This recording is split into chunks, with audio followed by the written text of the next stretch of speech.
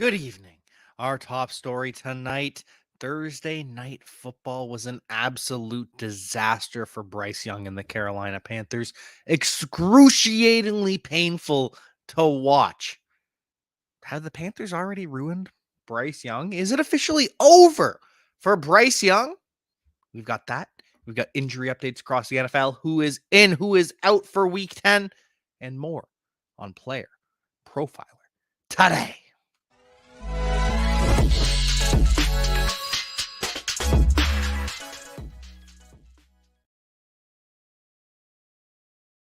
We will start things off, like I said, with Thursday night football, a game where Bryce Young completes 61% of his passes for 162 yards and 4.9 yards per attempt. No, wait, that was actually Tyson Bagent, the undrafted free agent, is the one who did that, who completed 61% of his passes. Bryce Young actually only completed 55% of his passes. Now, Bryce Young did throw for 185 yards. Bagent threw for 162 yards, but the yards per attempt, 4.9, exactly the same for both of them. This was a very, very disappointing performance for Bryce Young. Bryce Young was terrible. He was horrible. And it's not all his fault. The offensive line is bad. He was under pressure constantly throughout the entire night. Bryce Young is having to make plays, and he did make a couple plays. He made a beautiful throw down the field to Mike Strawn. Loved that. Made a couple third down conversions with his legs. Bryce Young is doing all that he can, but it is not enough. Bryce Young is just not the guy to elevate this surrounding cast like CJ Stroud did. Bryce Young is not the guy, not the physical stature of Will Levis to stand in there and make these heater of throws. No, Bryce Young is a game manager, I suppose, without the pieces around him to manage the game. He completes 55% of his passes. That is the second worst of his NFL career. The worst was his first game, which was against the Atlanta Falcons. 185 yards. Not good. 4.9 yards per attempt. This is the fourth time this season that we have seen Bryce Young average fewer than 5 yards per attempt. Only once in his NFL career has Bryce Young topped 7 yards per attempt. Over his past 4 starts, Bryce Young has 3 touchdowns. And now when Andy Dalton entered the lineup, he throws for 300 yards. He throws 2 touchdowns, 0 interceptions. Andy Dalton looked a hell of a lot better than what we have seen from Bryce Young at any point. And it's not like the Chicago Bears are this fearsome defense. I understand. They got Montez Sweat back. Or sorry, not back. They just traded for Montez Sweat. They had the return of Eddie Jackson and Jaquan Brisker, who are talented, playing with Jalen Johnson. There were talented players that the Carolina Panthers were facing, but this defense was still, despite the talent that exists, it's still just getting torched over and over again. And Bryce Young's the one quarterback that can't take advantage of that. Bryce Young, like I said, he's a game manager. He has just 7 big-time throws. That's a PFF stat. 2.3% big-time throw rate is 6th worst among all quarterbacks. And the only quarterbacks that he's better than, Gardner Minshew, Josh Dobbs, Tyson Bagent, Aiden O'Connell, and Jimmy Garoppolo. How many of them are considered franchise quarterbacks? Even how many of them are considered starting quarterbacks? Jimmy G's not. Aiden O'Connell's not. Tyson Bagent's not. Gardner Minshew isn't.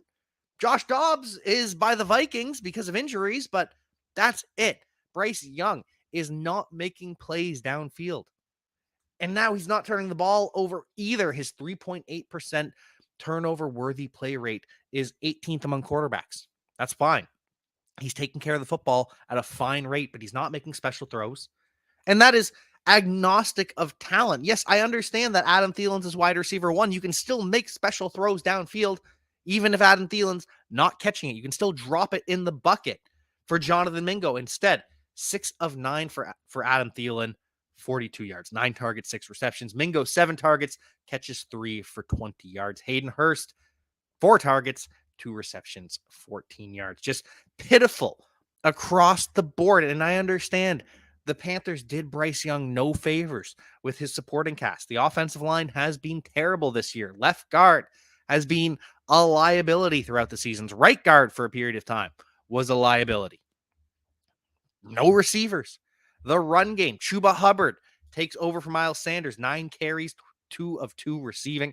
He's the lead back. Miles Sanders gets 2 targets, catches both of them, runs twice, and -5 yards rushing for Miles Sanders. This is Chuba Hubbard's backfield, and that's not enough for Bryce Young.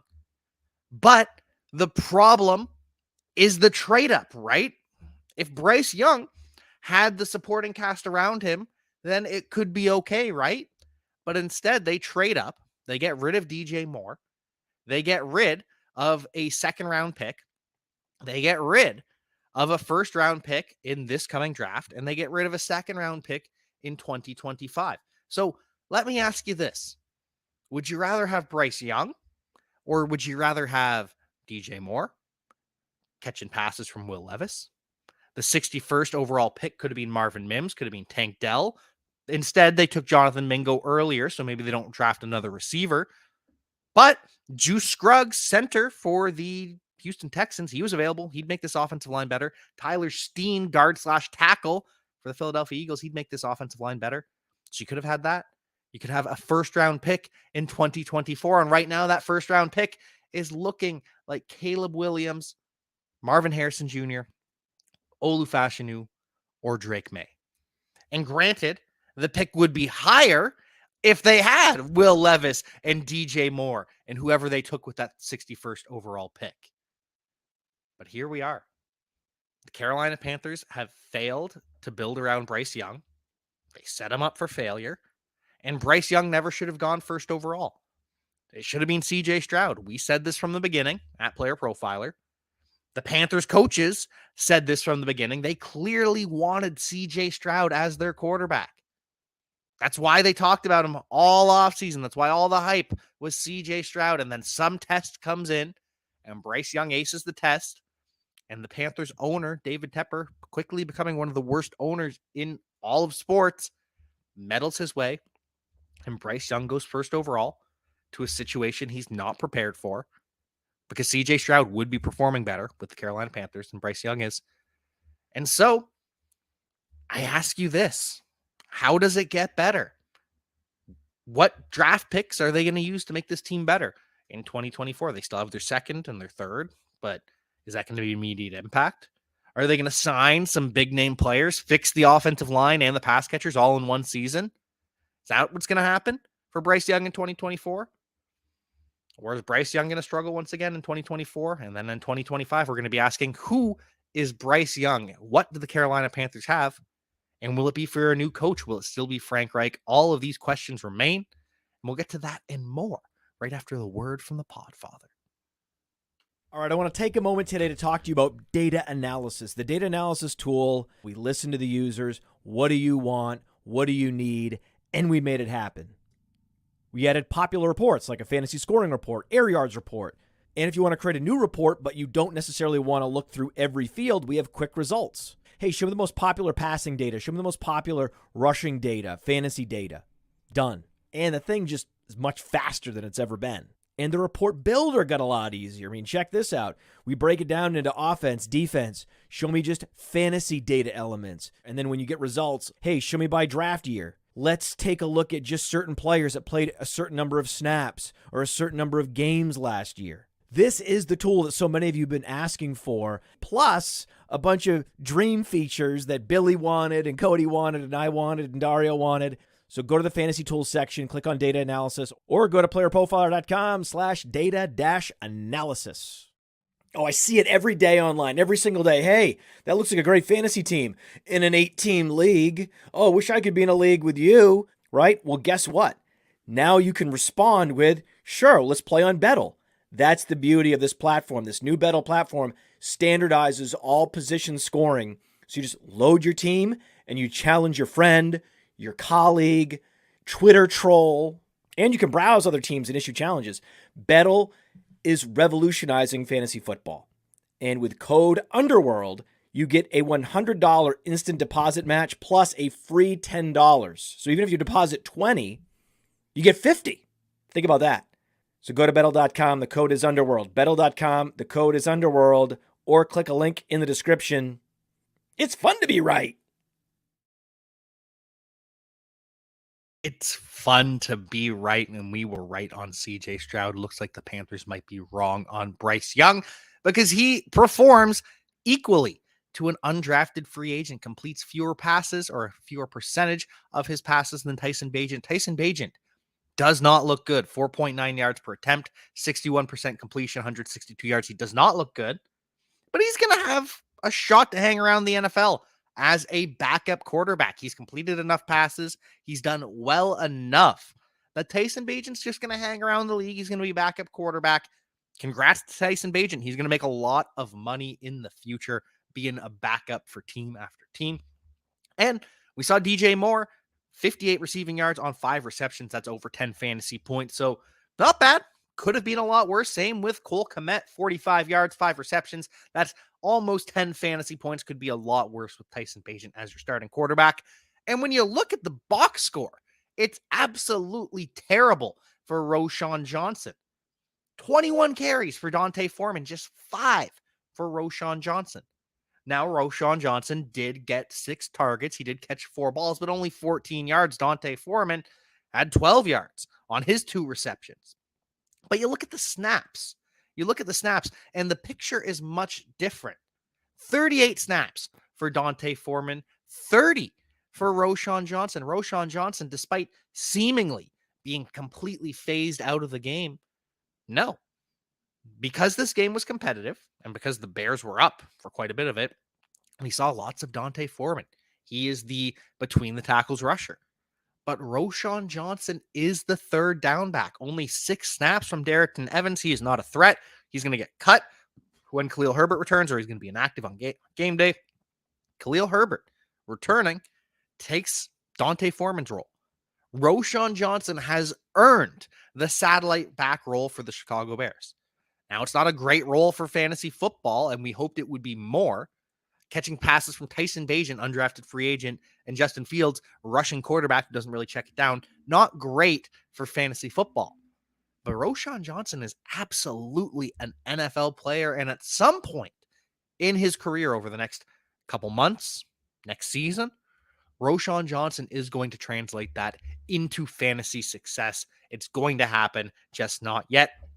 Moving on to the injury report, we have good news for the Los Angeles Chargers. They are 100% healthy. No injury designations. So unless you're on injured reserve, you are good to go.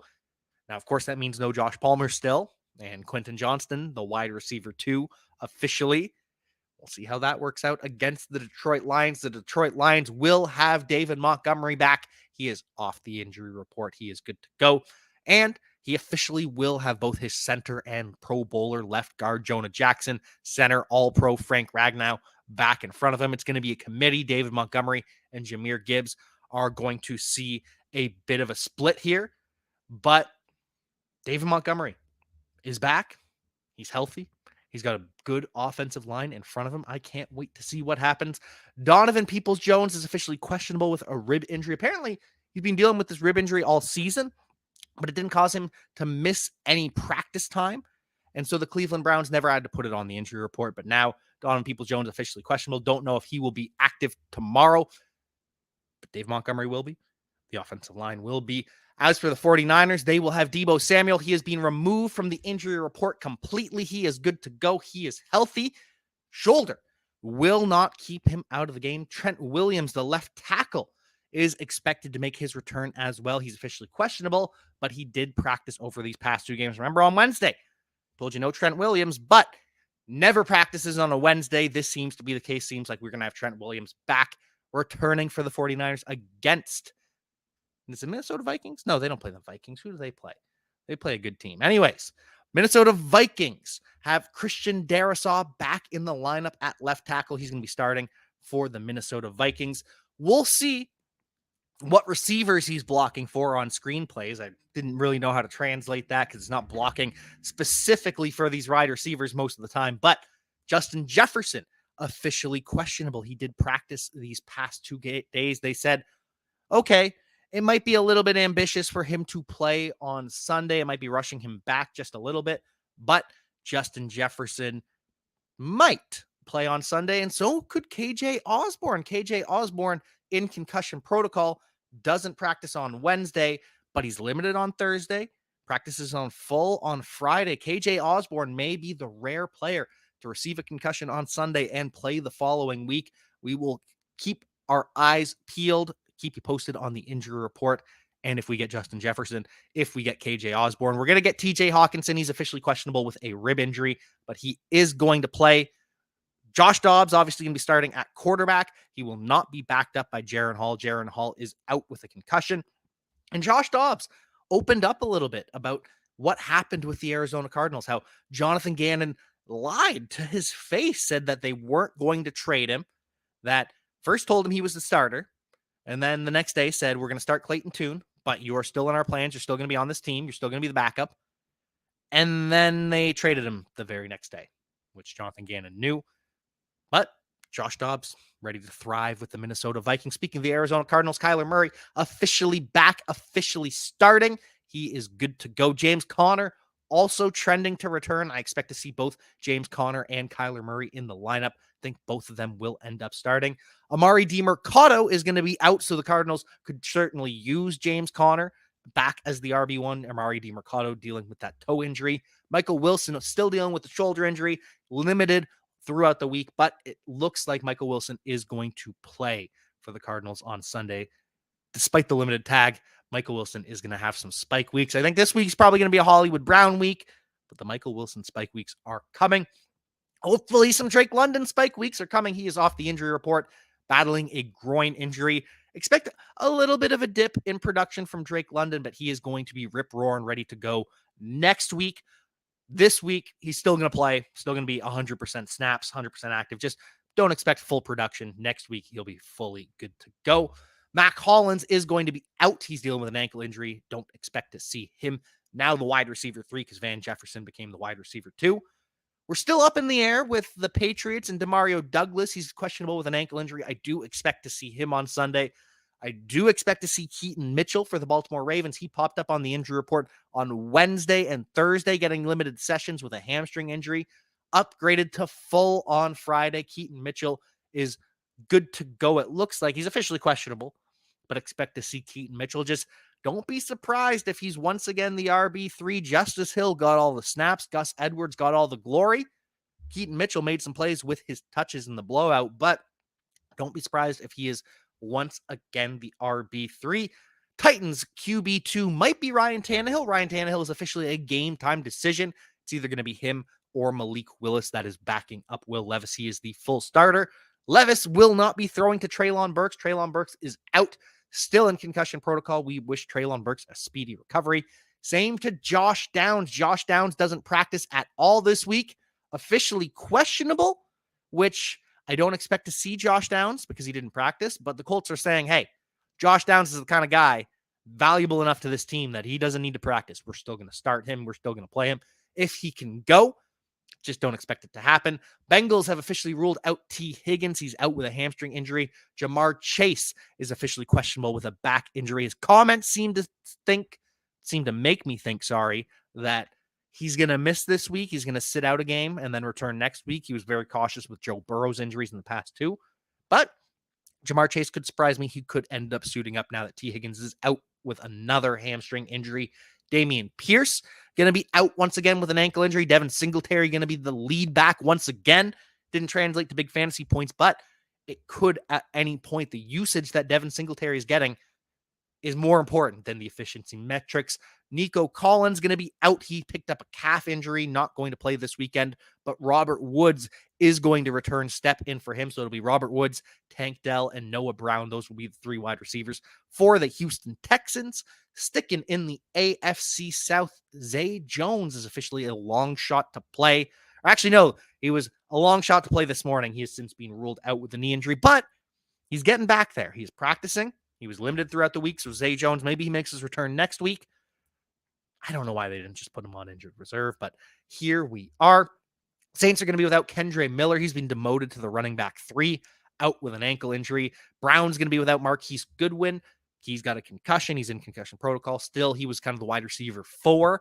Cedric Tillman's been promoted to the wide receiver 3. Elijah Moore, the 2.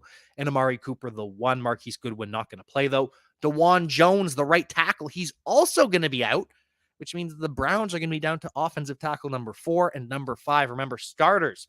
Jedrick Wills, left tackle, just went down last week. Might be done for the rest of the season. Could return for a playoff run. About 6+ weeks, we're expected to be without Jedrick Wills, whereas the right tackle, Jack Conklin, he is out for the season. DeJuan Jones steps in for him. He's going to be out this week with shoulder and knee injuries, where the Bucs look like they're going to be without Carlton Davis. Game time decision with toe injury, so he could play, just don't expect him to. Usually, these game time decisions, I am a pessimist about. And Jamel Dean still in concussion protocol. He is likely out as well. Lots of injuries around the NFL that we are concerned about. Some that we are no longer concerned about, like Matthew Stafford. We are not particularly worried about Matthew Stafford with a thumb injury. It still really does sound like Carson Wentz is going to be the true backup. Matthew Stafford is going to be the starter this year and possibly next year, at least in the NFL. Maybe not for the Rams, though I do expect him back for the Rams. Matthew Stafford went on the Pat McAfee show and said he will not retire. He will be back in 2024 for some team. I expect it to be the Rams. The Rams did try to get rid of him in the offseason. Maybe they try to do it once again, but Matthew Stafford, no plans to retire. Matthew Stafford's former backup, Brett Rippon, who's filled in for a game, has signed a Seahawks practice squad. He's going to be hanging out there in Seattle.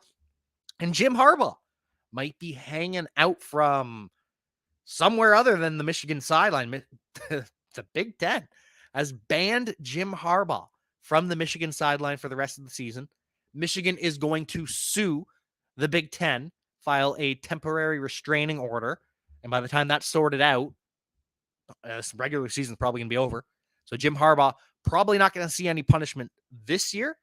We'll see what happens going forward. But right now, Jim Harbaugh not allowed on the Michigan sideline on Saturday. A TRO will be filed, and he will be there this Saturday and probably for the rest of the season. With how this all is going to play out, it's going to be quite a while before we have any final decisions when it comes to Michigan and the Big Ten. Final piece of information that we have picked up is that ESPN has banned or will ban. I don't know if the ban has officially taken place yet, but Adam Schefter cannot bet on the NFL. Woj, Adrian Wojnarowski, cannot bet on the NBA. The ESPN, now that they have a sports book, they are taking that stand. They want to be principled. They want to make sure that their insiders aren't committing insider trading. And that's all we got for the news. Thanks for tuning in. Hey, I want to take a moment to thank you for tuning in. It's important to me that all of our media be free. This is only possible because of you allowing a true independent sports media enterprise to thrive unlike any other in the business.